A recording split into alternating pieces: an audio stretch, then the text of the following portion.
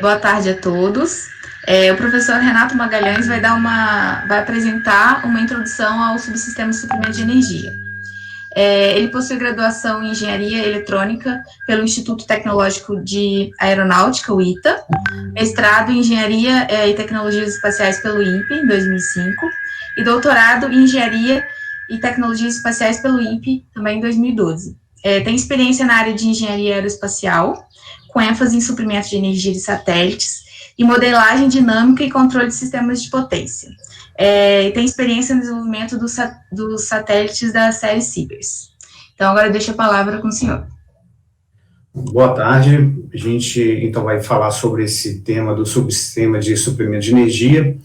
Para isso, eu vou usar uma apresentação de um antigo colaborador, funcionário, amigo nosso, que é o Mário Celso Padovan de Almeida, que preparou essa apresentação aqui há um tempo atrás para o curso do CSE, um curso de Sistemas Especiais da pós-graduação do INPE, na época o professor Petrônio de Souza. Então, inicialmente, que dá os devidos créditos a quem preparou essa apresentação, já tenho autorização para poder usá-la aqui, já utilizei essa apresentação nos cursos de inverno.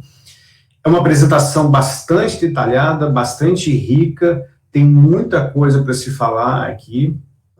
A minha ideia é a gente percorrer alguns desses slides aqui e fazer de uma forma um pouco mais informal, né, tocar em alguns pontos que eu julgo aqui no momento que é relevante para falar aí para esse ambiente aí de preparação desse desafio do CubeSat.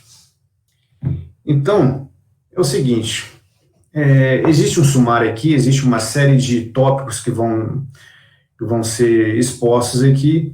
Eu destaco alguns deles, né, entender as funções do PSS, entender o que é um gerador, o que é um armazenador de energia, a questão do balanço energético é um ponto extremamente importante, é uma das primeiras coisas que se faz numa missão, né, você saber se o painel solar que você tem, a bateria que você tem, eles estão adequados para suprir a energia solicitada naquela missão específica, as topologias, como que você faz isso, que estrutura tem um subsistema como esse, e a gente vai entrar em alguns detalhes em alguns dos componentes, alguns dos equipamentos, e no final a gente fala de alguns exemplos.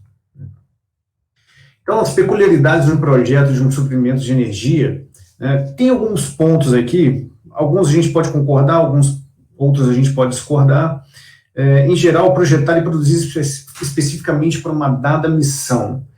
Sim e não, é verdade, né, porque você tem uma variedade ampla de missões, você tem missões do tipo Deep Space, você tem missões de órbita baixa, você tem missões geoestacionárias, e obviamente cada uma exige uma determinada solução.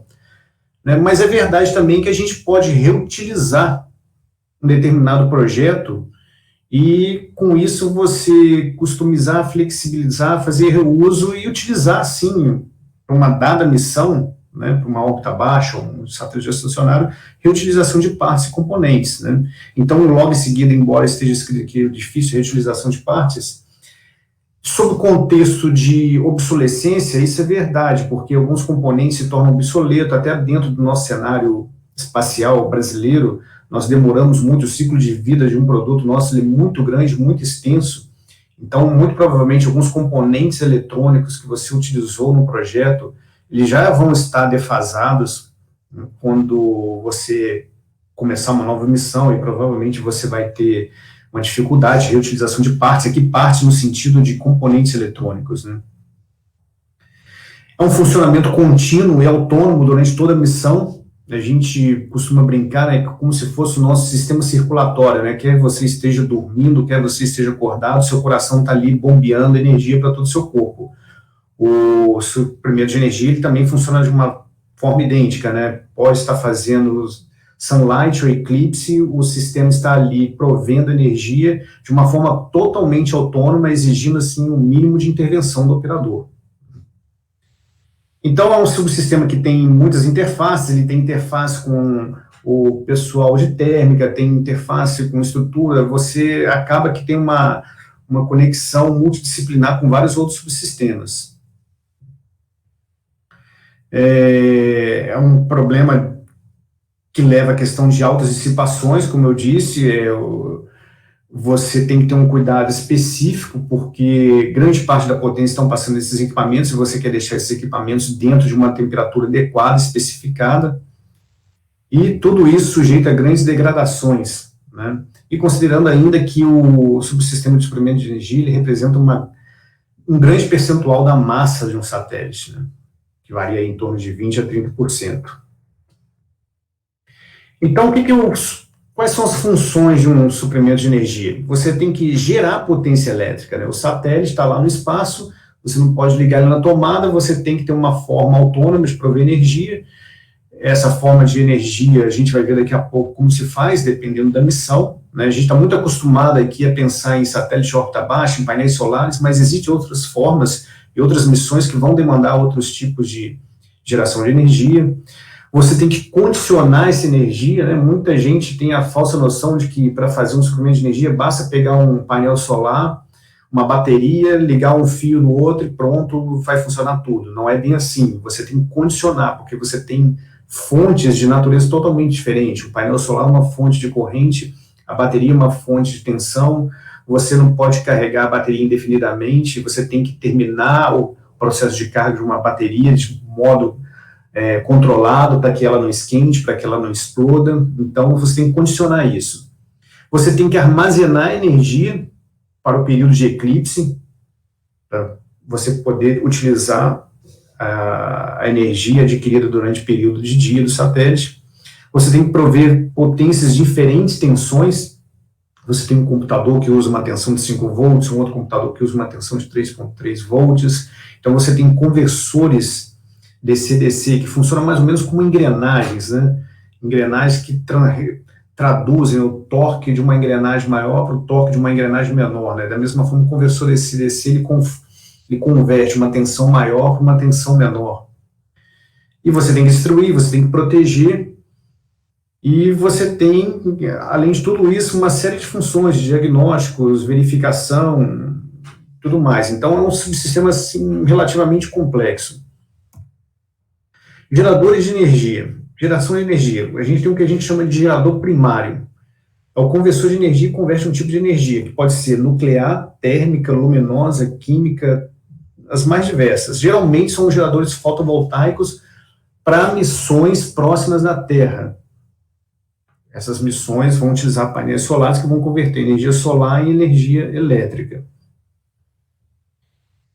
Então, você tem como geradores também de energia o que a gente chama, não só somente os painéis solares, mas você tem também baterias primárias, células combustível, geradores termoelétricos, geradores solares fotovoltaicos, entre outros. Nem sempre, a gente acaba, quando pensa em suprimento de energia, a gente sempre pensa em painel solar, mas, por exemplo, vamos pensar aqui na missão do ônibus espacial. O ônibus espacial, ele não tem painel solar, mas uma vez que ele está no espaço, ele precisa de energia, e a fonte de energia dele, o gerador, no caso do ônibus espacial, são células a combustível. A gente vai ver em mais detalhes daqui a pouco o que é uma célula a combustível. Você pode ter baterias primárias também, né? Por exemplo, o satélite Sputnik, o primeiro satélite não tinha painel solar, tinha uma bateria, né? E você tem geradores termoelétricos, são os RTGs, que vão converter energia nuclear em energia elétrica. E, por fim, você tem os geradores fotovoltaicos. Então, veja que painéis solares é uma das classes de geradores, certo? Para missões de curta duração, como uma sonda espacial de baixa altitude, que você vai ter ela orbitando por um curto período de tempo, você não precisa de painel solar. Você pode usar uma bateria primária, que pode atender aquela determinada missão, uma sonda suborbital, né?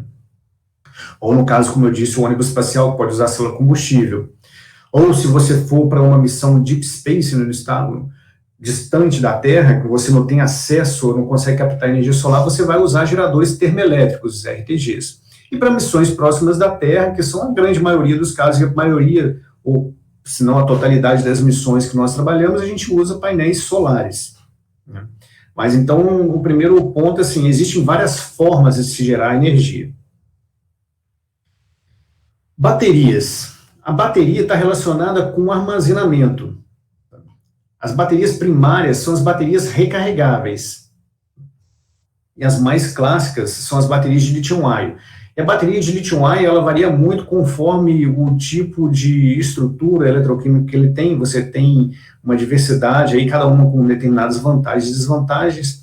Acho que não é o nosso objetivo aqui entrar em detalhes nessa eletroquímica de bateria, né? Aqui a gente tem algumas características aqui de baterias primárias. A gente vai ver um pouco mais detalhes aqui. Esse aqui vem um detalhamento aqui do que é uma célula combustível, né? Uma célula combustível, o que é? É como se fosse uma bateria, só que é o seguinte: a bateria, o que é uma bateria? A bateria, a gente lembra lá das nossas aulas de eletroquímica, lá do ensino médio, você tem o quê? Eletrodos, que são metais, inseridos dentro de um eletrólito.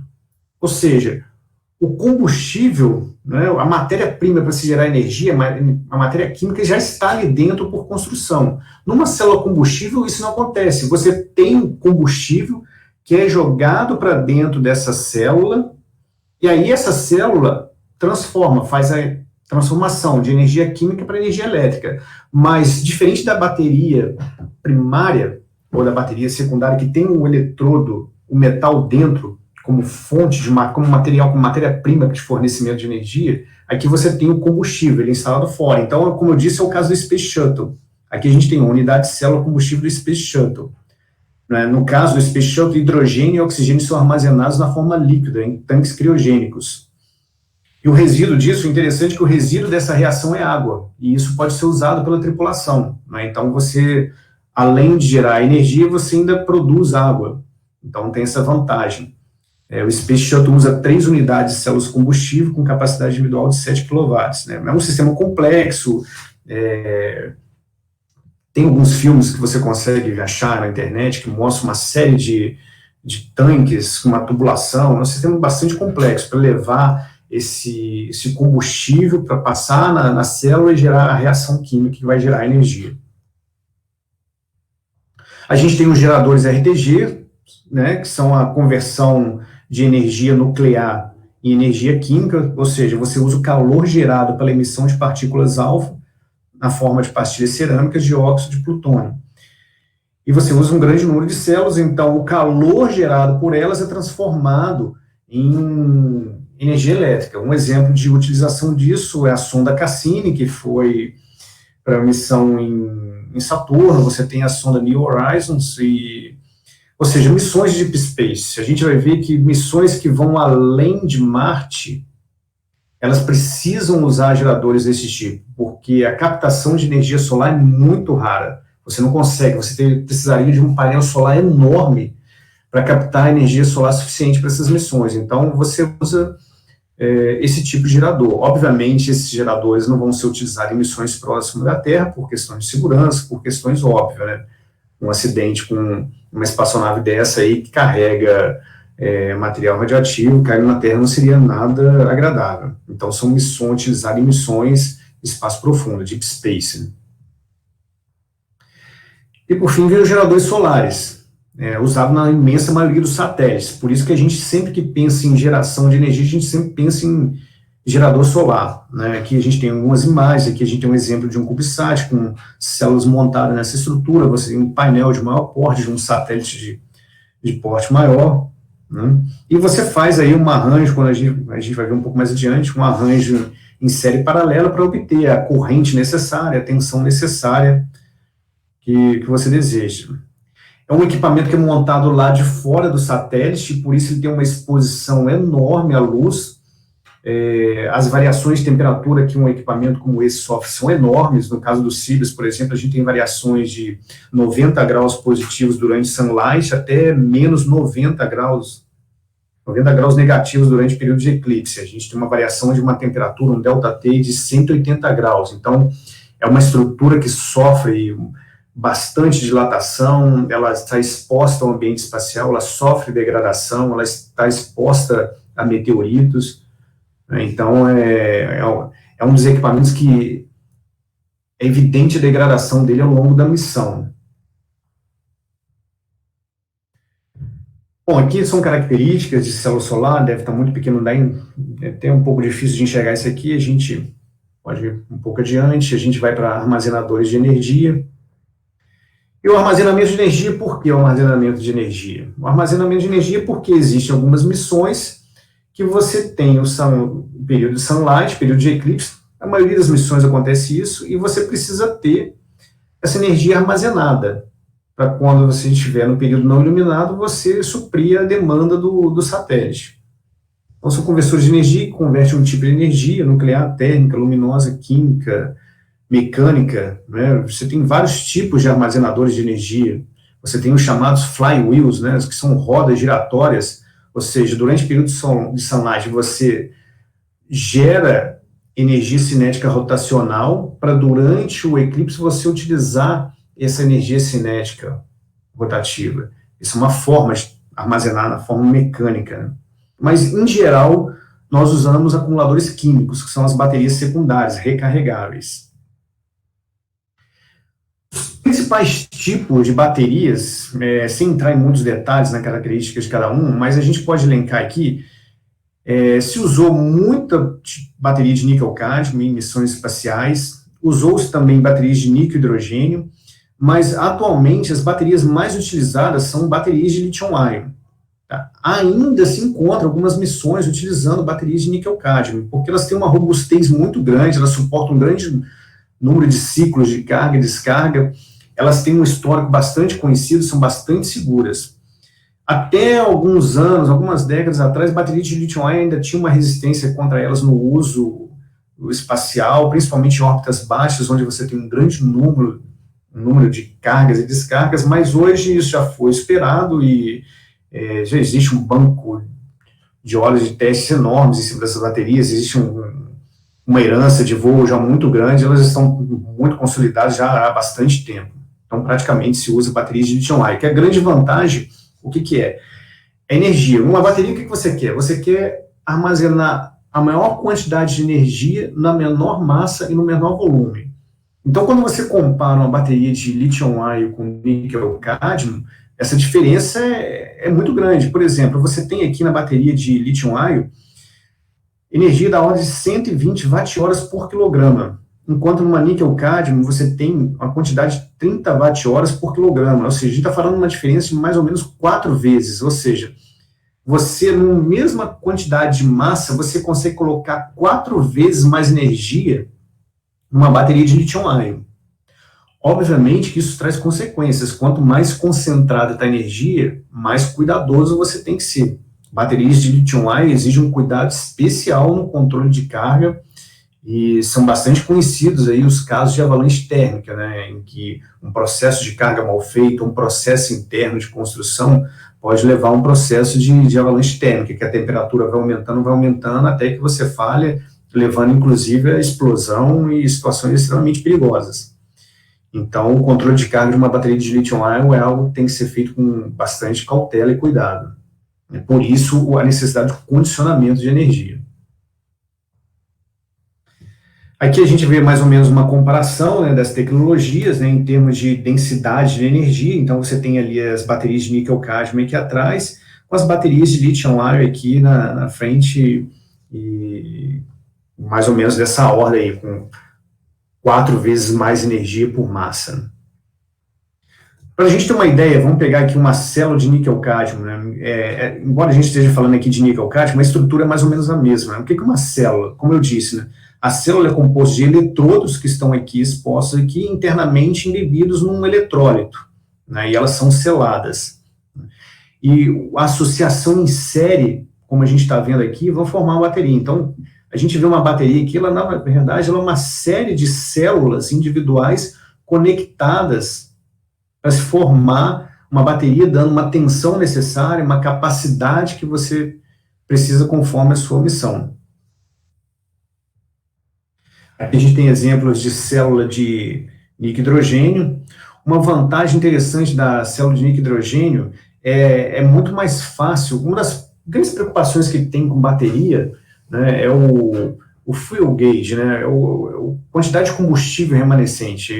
Igual quando a gente está no carro, você quer saber quanto de combustível, de gasolina você ainda tem no carro, a mesma coisa, né? Hoje a gente tem os nossos celulares, você sabe ali quanto que você tem de bateria, quantos por cento você ainda tem de bateria. Obviamente, algumas baterias, esse processo é mais preciso. A bateria de hidrogênio, através da pressão interna dela, você consegue ter uma noção muito boa, muito precisa da capacidade remanescente dela. Ela foi utilizada em algumas missões, mas ela não se popularizou tanto quanto a níquel-cadmio, e hoje praticamente se usa lítio-ion, que é a bateria seguinte aqui que a gente apresenta. Aqui tem um modelo de configuração. Essa terminologia aqui é uma terminologia que é importante vocês conhecerem. Você vê uma bateria 3P9S, significa o quê? Você tem 3 strings, sendo que cada string tem 9 células em série. Então, essas 9 células em série aqui vão determinar a tensão da bateria, ou seja, a tensão total da bateria é a tensão somada de cada célula, e à medida que você coloca strings em paralelo, você está aumentando a capacidade da bateria. Essas baterias aqui, essa aqui é um exemplo de bateria da Saft, uma das melhores baterias que existem para a área espacial. Elas são bastante complexas hoje em dia, elas vêm acompanhadas de uma eletrônica que faz o balanceamento individual de cada célula.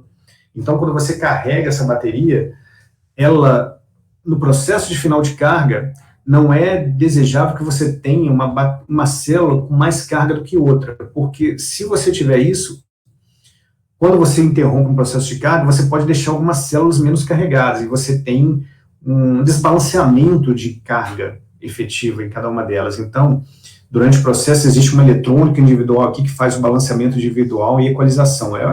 São baterias já bastante sofisticadas. E tem uma série já de missões, como eu disse, isso aqui já foi feito há bastante tempo, isso aqui de 2008, hoje a gente tem uma gama muito maior de missões aí que utiliza baterias de lítio-ion.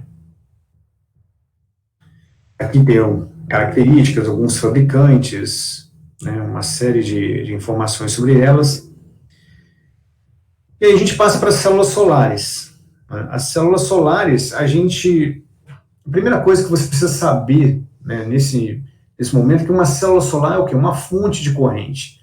E aqui a gente, ao lado, tem um modelo simplificado de uma célula solar, que é uma fonte de corrente, existe um diodo por construção, e essa resistência série paralela. Então, você tem aqui as curvas características, que lembra, quem fez eletrônica vai lembrar da curva de um diodo e vai ver que a célula é muito parecida com um diodo, né?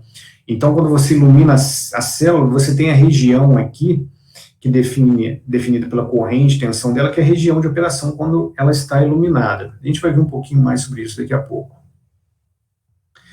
Importante saber é a curva característica de uma célula solar.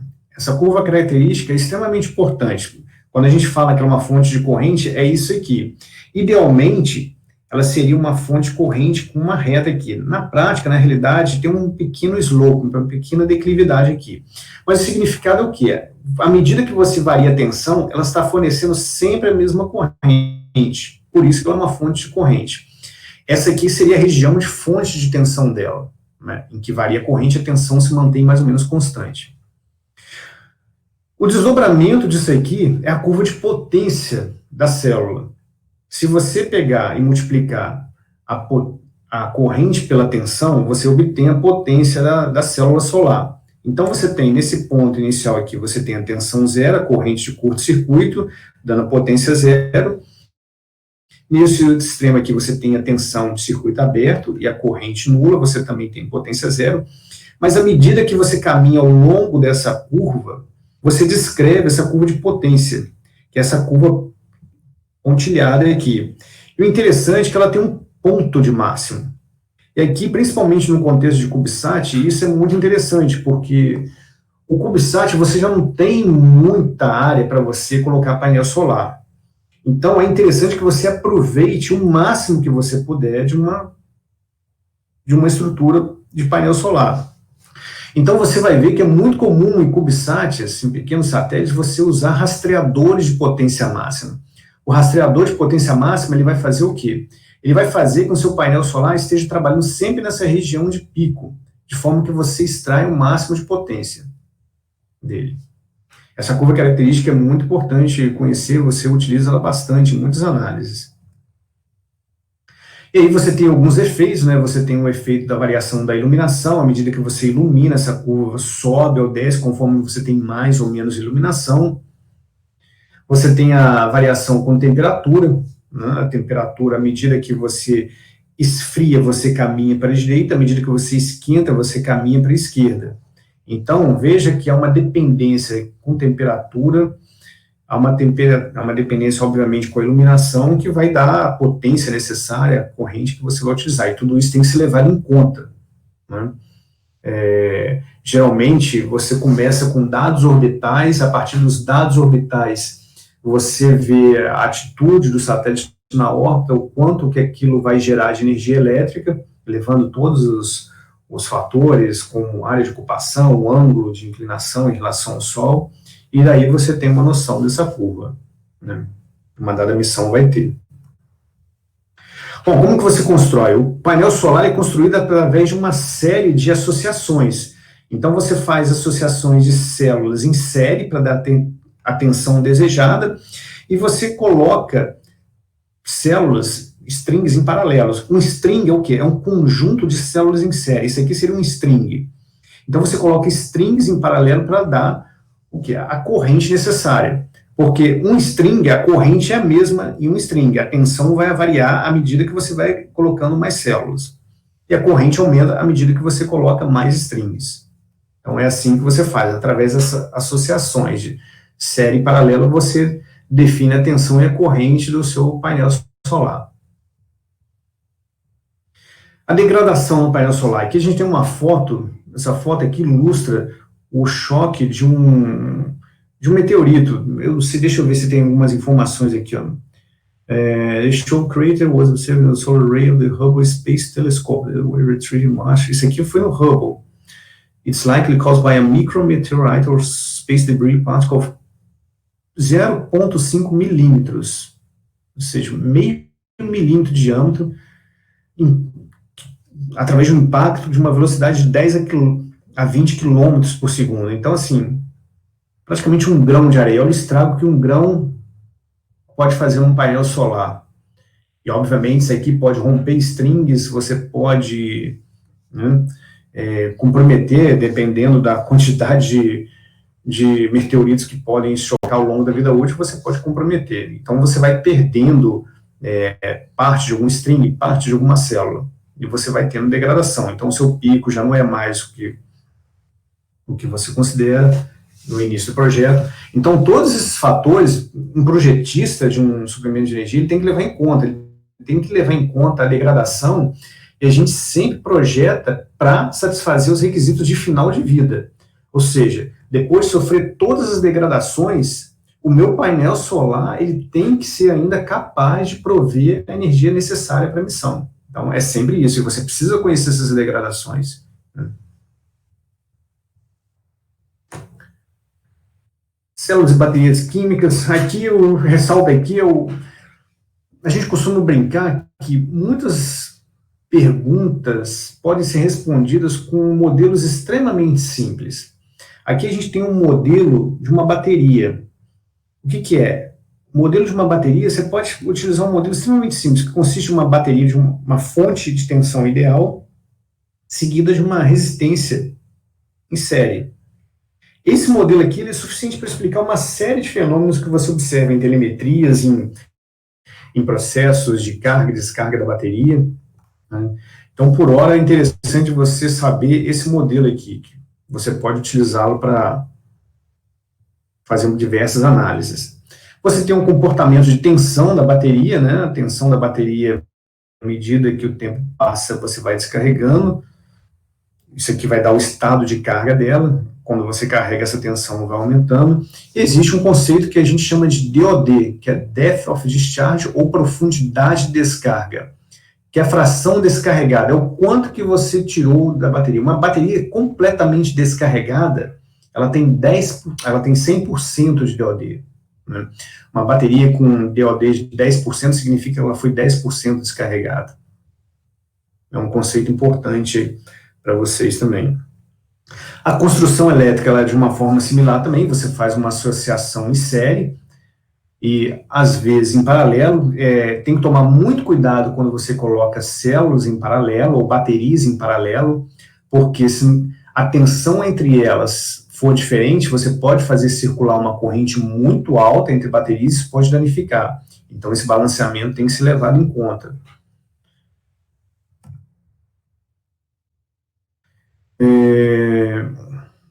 Vida em ciclos, né? Uma missão de órbita baixa, que é o tipo de missão que a gente utiliza, ela tem mais ou menos aí 5.000 ciclos, né? Você tem um satélite orbitando mais ou menos 14 voltas por dia, isso ao longo de um ano dá aproximadamente aí 5.000 ciclos órbitas, né? Então você tem um número elevado de ciclos de carga e descarga da bateria ao longo do tempo, né? Principalmente em órbitas baixas, né? Então, isso é um fator importante, porque, especialmente baterias de níquel-cádmio, elas degradam à medida que você cicla, né? Então, a degradação em órbitas baixas é uma das maiores degradações de bateria devido a esse alto número de ciclos de carga e descarga. Aqui tem algumas curvas, você tem as curvas Ball, curvas Eol, né? Essas curvas elas vão mudando ao longo do tempo, também a bateria também degrada ao longo do tempo, né? E você precisa levar isso em consideração também. A tensão que ela vai ter no final da missão não é a tensão que ela tem no início da missão, e você tem que também fazer o projeto baseado nisso, levando em conta essa degradação. E aqui a gente passa um pouco aqui no projeto do PSS. O projeto do PSS é um projeto interativo, única. Existem algumas soluções reutilizáveis, como a gente já disse, mas, dado uma missão, é difícil você dizer a melhor solução é essa, porque existe uma série de fatores, né? Aqui estão listados aqui uma série de fatores que são levados em conta. Em geral, a todos os subsistemas espaciais, mas em especial no Paulo, a gente tem que levar em consideração todos esses fatores aqui. Os mais importantes é a questão de massa, eficiência, carga térmica, confiabilidade e uma série de outros fatores. Ou seja, é muita coisa que você tem que pensar para que você consiga fazer um projeto espacial viável e robusto, né? E no caso de CubeSats, esse é um grande desafio, né? Eu acho que o grande desafio, e isso já vem sendo implementado, é você gerar confiabilidade em CubeSats, né? O CubeSats, ele está amadurecendo cada vez mais, de forma a se tornar robusto, de ser tolerante à falha, e isso vem sendo conseguido à medida que as pessoas estão levando em conta todos esses fatores aqui. Bom, aqui tem mais ou menos o que você tem como dados de entrada e dados de saída, né? Em geral, você o quê? Você recebe órbitas e atitudes de satélite, dimensões, formas de satélite, ou seja, você tem uma especificação de missão, e dada essa especificação de missão, você precisa definir que subsistema está adequado para aquilo lá. Então, você tem que ter estimativa do tamanho do painel, qual o tamanho da bateria que eu preciso para aquela missão, e uma série de outros fatores. Só para ter uma ideia aqui, a questão de iluminação no espaço, a gente falou um pouco lá no início, aqui a gente tem alguns números, né? Considerando que a órbita da Terra, na órbita da Terra, no espaço, você tem mais ou menos 1.358 watts por metro quadrados. O Sol, a energia que vem do Sol e chega aqui na Terra, no espaço, é mais ou menos dessa ordem. É uma quantidade de potência considerável, 1.358 watts por metro quadrado. Obviamente, você não consegue aproveitar tudo isso, né? Você tem quanto à eficiência da célula, uma série de outros fatores. Mas, para você ter uma ideia, se você considera isso aqui, se você normaliza em relação à Terra, né, você tem aqui na órbita de Vênus, você tem 2 vezes esse valor, na órbita de Mercúrio você tem quase 7 vezes esse valor, a órbita de Marte metade desse valor, geração elétrica solar ainda é viável em Marte, né, mas como eu disse lá no início, além da órbita de Júpiter, esse valor já fica muito pequeno, já não é mais viável a energia solar, você tem que construir um painel enorme para conseguir a potência necessária.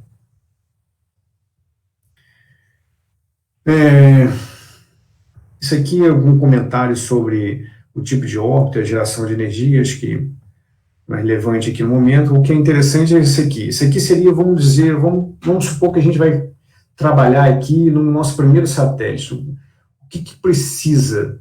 Qual que seria o mínimo necessário? Você precisa, então, você tem que ter um painel solar, que é uma fonte de corrente, você tem que ter uma bateria, que é um armazenador de corrente, de energia, e você tem a carga do satélite. E você tem um diodo aqui isolando a bateria do painel solar. Então, uma das primeiras coisas que você precisa saber é fazer o balanço de carga, o balanço de energia. Ou seja, o meu painel solar, ele tem que ser projetado de tal forma que seja capaz de prover a corrente ou a energia demandada pela carga e suprir a carga da bateria. Ou seja, repor a energia retirada durante o eclipse. Então, o equilíbrio, como ele está dizendo aqui, o equilíbrio ocorre quando a bateria retorna ao seu estado inicial a cada ciclo. Ou seja, se ao final do período de sunlight você conseguir dar a carga da bateria, você está num sistema estável, certo? Você não vai aumentar o DOD da bateria ao longo das órbitas.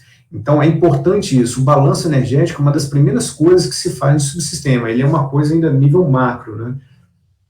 Sem entrar muito no detalhe dos componentes, da topologia.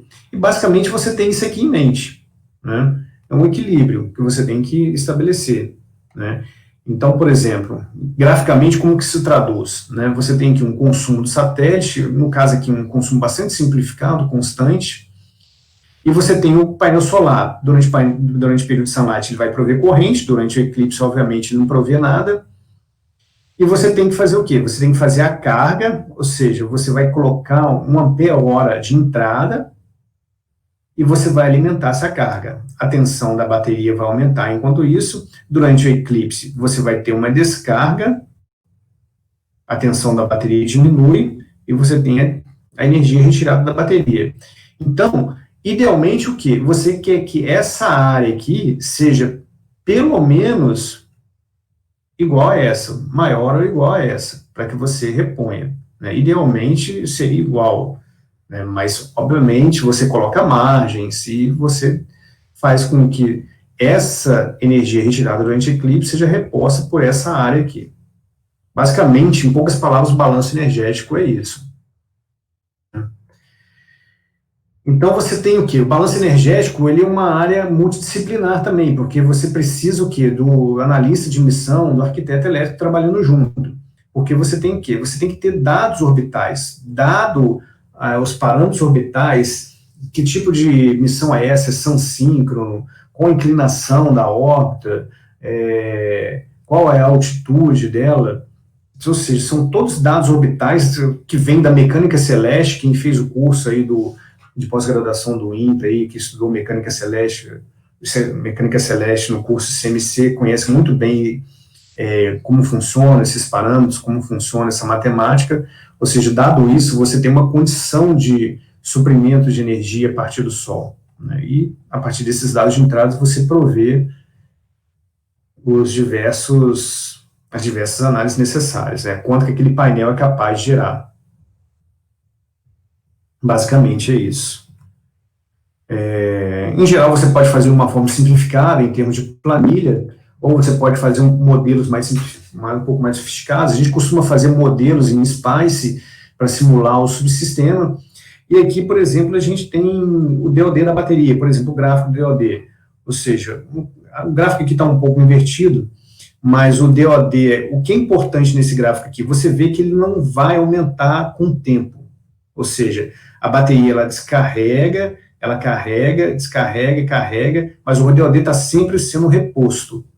Isso que é importante de você verificar, ou seja, o seu sistema está estável, ele é capaz de suprir a energia que foi retirada durante o eclipse. E aí vem as interfaces, né? E aqui começa a surgir algumas coisas interessantes. Quem faz o curso de engenharia de sistemas já deve ter ouvido falar o termo propriedade emergente, e aqui é um bom exemplo de algumas propriedades, alguns fatores que surgem quando você conecta, né, conversores DC-DC junto com painéis solares e baterias. Essa figura aqui talvez seja um pouco melhor. Então, veja, por exemplo, esse caso aqui? A gente tem esse modelo, a gente tem uma fonte de corrente com o painel solar, que tem a curva característica aqui mostrada. A gente tem uma carga. Em geral, essa carga aqui vai ser um conversor DC-DC, que vai estar alimentando um determinado payload. E o conversor DC-DC, ele regula a tensão de saída. Então, a tensão dele é regulada e constante. Em geral, esse consumo de corrente também é constante. Então, a gente considera que um conversor DC-DC ele é um dispositivo de potência constante. Ora, se ele é um dispositivo de potência constante, a gente sabe, potência é V vezes I. V vezes I é igual a 1K. Ou seja, nesse plano cartesiano aqui, a curva de um DC-DC se torna o quê? I é igual a K sobre V, ou seja, é a curva de uma hipérbole, que é mostrada aqui. Então, quando você está nesse nó aqui, você olha para a direita, você enxerga isso aqui.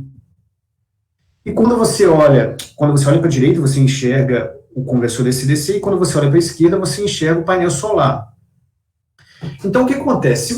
Vamos olhar, é interessante que você começa a ver uma série de propriedades, fenômenos interessantes aqui. Por exemplo, esse ponto aqui, esse ponto de interseção entre a curva do conversor DC-DC e o painel solar é um ponto de equilíbrio. Só que vamos ver o que acontece. Que tipo de ponto de equilíbrio é esse? É um ponto de equilíbrio estável ou é um ponto de equilíbrio instável? Para testar isso, a gente faz o seguinte, vamos empurrar um pouquinho o sistema para a direita. Se eu empurro ele para a direita, significa que a corrente do painel é maior do que a corrente demandada pelo conversor. Esse excesso de corrente, ele vai para onde? Para a bateria. Carregando a bateria, a tensão da bateria aumenta. Como a tensão do painel solar é a tensão da bateria, esse ponto ele vai caminhando para a direita. E à medida que ele vai caminhando para a direita, vai aumentando mais ainda a corrente, ou seja, dado que você está aqui nesse ponto de equilíbrio, esteja nesse ponto de equilíbrio, um pequeno empurrão para a direita faz você caminhar continuamente para a direita. Se você for para a esquerda, o que acontece? Se você empurrar um pouco para a esquerda, você vai ver que a corrente demandada pelo conversor é maior do que o painel solar consegue fornecer.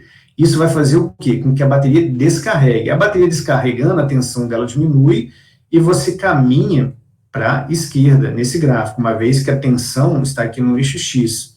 Então, veja que esse ponto de equilíbrio, ele é um ponto de equilíbrio instável, né? É mais ou menos como se você tivesse um morro, né? E você colocasse uma bolinha em cima dele ali, um pequeno empurrãozinho dele derruba a bolinha. Diferente desse ponto aqui, uma vez que ele atinge esse ponto aqui, isso aqui é um ponto de equilíbrio estável. Você vê que se você empurrar um pouco para a esquerda, deixa para vocês pensarem isso aí um pouco, se você empurrar um pouco para a esquerda, ele volta para o ponto de equilíbrio estável. Se você empurrar um pouco para a direita, ele volta aqui para o ponto de equilíbrio. No caso, é o contrário, é como se você tivesse uma parábola e uma bolinha lá na base dela, você empurra lá para a direita e para a esquerda, ela sempre volta ali para a base dela. Então, veja os fenômenos que começam a surgir quando você conecta essas coisas. Obviamente, você nunca quer estar à esquerda desse ponto. Se você cair à esquerda desse ponto aqui, já era. Sua bateria começa a descarregar e não volta mais. Não tem nada que você possa fazer a não ser desligar suas cargas, né? Só que aí você tem que desligar cargas, você começa a ter que fazer operações de satélite. Então, você tem uma região permitida de trabalho, né? E tudo isso tem que ser levado em consideração quando você faz o projeto, né? Aqui você começa a parecer que as coisas não são tão simples quanto parecem, né? Uma série de fenômenos começa a surgir quando a gente começa a conectar esses diversos componentes do sistema. Aí vem as topologias, né? Topologia, o que é? Como que eu faço? Como que eu faço esse condicionamento? Existem várias topologias, existem diversas formas de você fazer isso. A gente vai apresentar algumas aqui. Essa primeira topologia aqui é o que a gente chama de topologia completamente regulada. Você tem um painel solar aqui sendo conectado diretamente através de um S3R. S3R é a sequência, o Shunt Switching Regulator, a gente simplesmente chama de Shunt. Você praticamente define o quanto vai passar de corrente aqui através desse shunt. A bateria está isolada do barramento, o barramento está aqui, então você tem separadamente um carregador da bateria e você tem um descarregador da bateria, mas você tem sempre esse barramento regulado, você tem um controlador que vai fazer a equalização dessas correntes aqui, de modo a manter esse barramento regulado, à medida que o satélite transita ao longo da sua órbita. E você faz, obviamente, a distribuição aqui por meio de conversores DC-DC. Tem aqui alguns gráficos de funcionamento dela, eu acho que não é o caso aqui, vale a pena ver algumas outras topologias. Essa aqui é a topologia com barramento regulado no Sol, né? Ou seja, durante sunlight, você controla a corrente que o painel joga, você controla a corrente de carga da bateria, você controla e regula o barramento. Mas durante o eclipse, você tem apenas diodos, ou seja, aquele equipamento aqui, que é o descarregador da bateria, ele foi substituído por diodos. Isso é uma simplificação. Por que você faz isso? Você retira um equipamento grande, de grande potência. Você simplifica a massa, o volume do subsistema. Mas você paga o preço de não ter o barramento completamente regulado ao longo de toda a órbita. Você tem ele regulado somente durante o período de sunlight. Um outro tipo de topologia é a topologia que a gente utiliza no Cibers, é a topologia chamada híbrida. Ela tenta extrair aí o melhor de cada uma das outras duas, e ela é bastante adequada para órbitas baixas. Então você tem, na verdade, você quebra o painel solar em duas partes. Parte do painel solar você usa para carregar a bateria, e a outra parte do painel solar você usa para fornecer a carga e a potência do painel solar. Para você ter uma ideia, por que você faz isso? Deixa eu ver se tem um gráfico aqui explicando. Acho que mais à frente vai ter algum gráfico explicando. A gente volta nesse tópico aqui. Então, essa topologia é híbrida. Híbrido por quê? Está particionado o painel solar. Você tem dois painéis solares, né? Parte dele ligado diretamente ao barramento e parte dele utilizado para fazer a carga da bateria. O problema quando você faz a carga da bateria é que a bateria impõe a tensão dela no painel solar. Então, quando você sai do eclipse e entra no sunlight, a bateria está com a tensão descarregada e a tensão que ela vai colocar no painel solar é uma tensão abaixo do ponto de máxima potência. Então, você não extrai a máxima potência do painel solar associada à bateria. Mas a vantagem aqui é que você simplifica, você tira um equipamento lá que é o carregador de bateria, então você simplifica a massa do subsistema. Por fim, tem a topologia do rastreador de potência máxima, que é uma topologia bastante utilizada em CubeSats, em satélites de pequeno porte. Você tem um gerador solar e entre a bateria e o gerador solar você tem o Peak Power Tracker, né, o PPT. O PPT, o que ele vai fazer? Ele vai pegar a tensão da bateria, ele vai refletir aqui no painel solar e vai fazer com que essa tensão lá na curva característica corresponda à tensão de máxima potência. Então é isso que ele faz. Você tem também a topologia, uma topologia bastante simples, né, topologia de transferência direta de energia com barramento não regulado, ou seja, a bateria está ligada diretamente ao barramento, ou seja, então, durante sunlight a tensão do barramento varia, porque a bateria está carregando, a tensão dela aumenta, e durante o eclipse a bateria diminui essa tensão, e o barramento, consequentemente, diminui a tensão. Então, por isso que é chamado de topologia não regulada. Seria, vamos dizer, estruturalmente a topologia mais simplificada. Dizer qual que é a topologia melhor, pior, depende de situação, né? Basicamente, para satélites de médio e grande porte, as topologias de barramento regulado são mais indicadas, elas geram uma série de simplificações, de facilidades. Topologias de barramento não regulado são mais simples, são indicadas para satélites de menor porte, mas, às vezes, a simplificação, às vezes, pode custar um pouco mais também. Porque você tem uma série de fenômenos associados aí que faz com que ela não seja muito eficiente. Então, o equipamento eletrônico, a gente viu o shunt agora há pouco, né? O shunt, o que ele faz, né? Ele é um equipamento que está entre o painel solar e o barramento. Então, o que ele faz?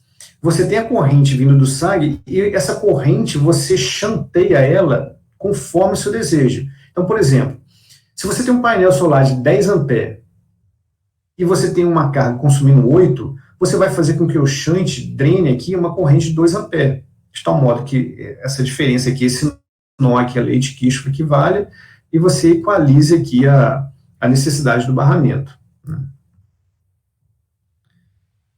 Você tem um componente muito importante, são os conversores DC-DCs, né? Os conversores DC-DC, você tem os tipos não chaveados, são os reguladores lineares, você tem os tipos chaveados, são operados em alta frequência, da ordem de 100 kHz a 1 MHz, tem uma gama muito ampla de frequência utilizada, de topologias. Você tem topologia do tipo buck, que reduz tensão, topologias boost, que aumenta a tensão. E os conversores DC-DC estão presentes em praticamente tudo. O carregador de bateria é um conversor DC-DC do tipo buck, que pega uma tensão maior e converte uma tensão menor. Isso aqui, no caso da bateria, tem uma tensão menor que o barramento. Você tem um conversor DC-DC num descarregador de bateria. E você tem conversores DC-DC na distribuição. Então, conversores DC-DC, eles estão presentes em praticamente tudo. Aqui alguns princípios de funcionamento. Acho que aqui é um detalhe que acho que não precisa a gente entrar muito em detalhes aqui sobre isso. Aí você vem o BCR, que é o Battery Charge Regulator, o carregador de bateria, o BDR, o Battery Discharge Regulator.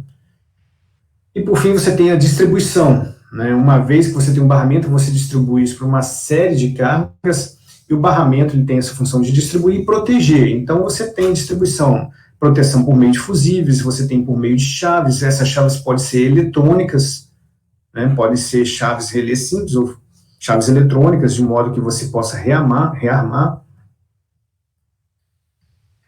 E aí, ele trata aqui um pouco do projeto de painel solar. Aqui tem todos os parâmetros que você tem que levar em conta quando você vai fazer um projeto de painel solar, uma série de considerações aqui. Projeto da bateria também, uma série de considerações sobre o projeto da bateria, projeto da eletrônica, problemas de interface também. O que a gente pode ressaltar aqui?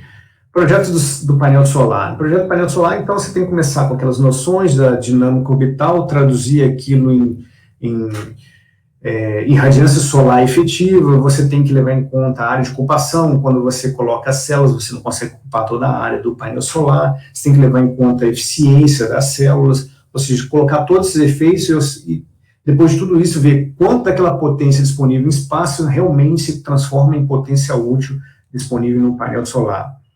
No caso da bateria, é importante considerar o quê? O número de ciclos que ela vai sofrer, a profundidade de descarga que ela vai ter, né, a degradação esperada para aquela bateria, e uma série de outros fatores aí. Cada um desses aí é um mundo específico. A eletrônica, né? A eletrônica, quando a gente faz um projeto espacial, é importante levar em conta a questão de redundância, um dos fatores mais importantes. Os projetos espaciais têm que ser livres de pontos de falha simples, né? Um ponto de falha simples, você de repente, um curto num determinado componente, um transistor, um capacitor, não pode comprometer a emissão, então a gente utiliza redundâncias, entra a questão de confiabilidade, eficiência, dissipação térmica, e uma série de fatores aí também.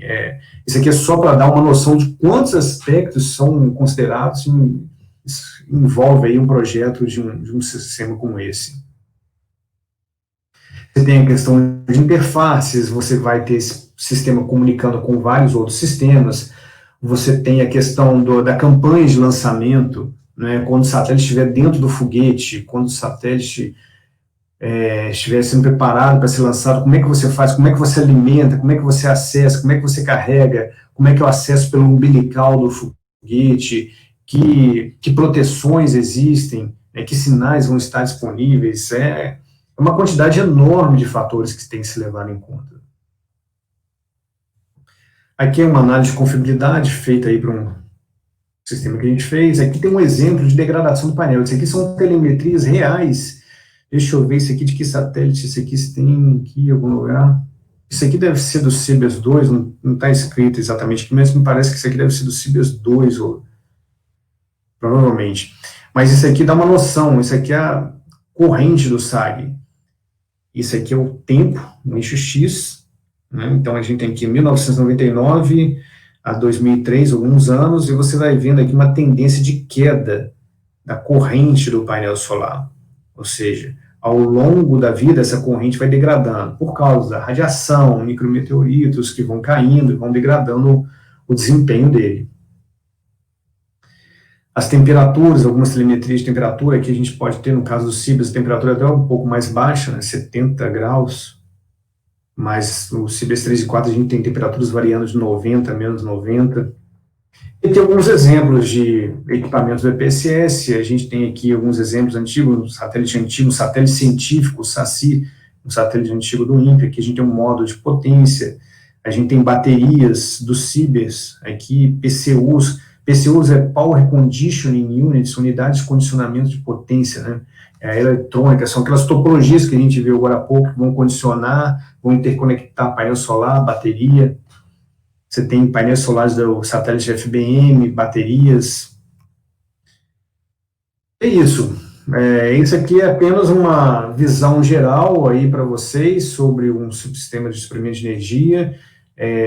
Não é algo simples, é algo complexo, como todos os projetos espaciais. Isso aqui é apenas uma visão geral. Eu espero que vocês tenham tido uma noção um pouco melhor aí do que um subsistema de suprimento de energia.